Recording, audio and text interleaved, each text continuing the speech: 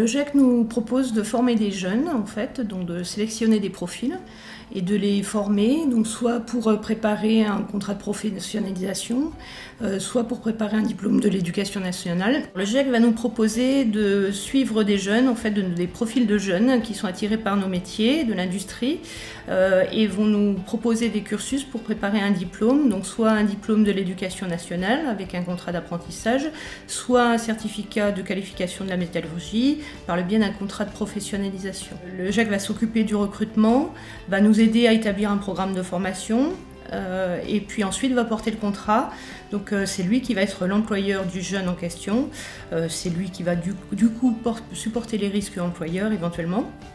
Et puis c'est lui qui va aussi faire le suivi administratif de ce contrat, donc décharger les ressources humaines de l'entreprise de cet aspect-là.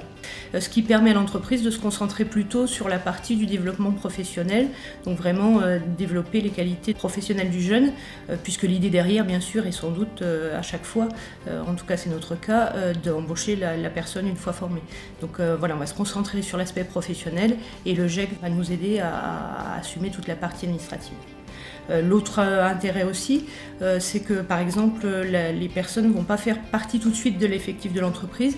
Dans certains cas, ça peut être aussi intéressant dans une gestion d'effectifs. Sur l'aspect recrutement, l'intérêt c'est qu'ils ont accès à des profils qu'on n'aurait pas forcément facilement accès, typiquement par des actions qu'ils font auprès des missions locales, du Pôle emploi, des jeunes par exemple en rupture scolaire, etc.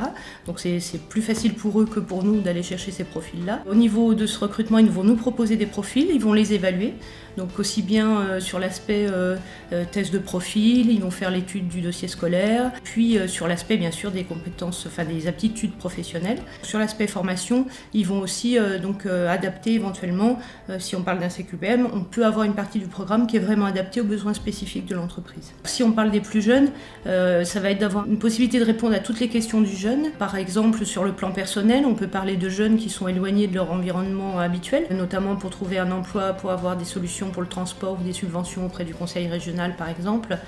Donc c'est un aspect important qui rassure à la fois les parents souvent, mais aussi chez nous les tuteurs en entreprise. C'est assez essentiel pour la réussite du jeune, pour son bien-être tout au long de la formation et pour le bien-être du tuteur d'entreprise aussi finalement.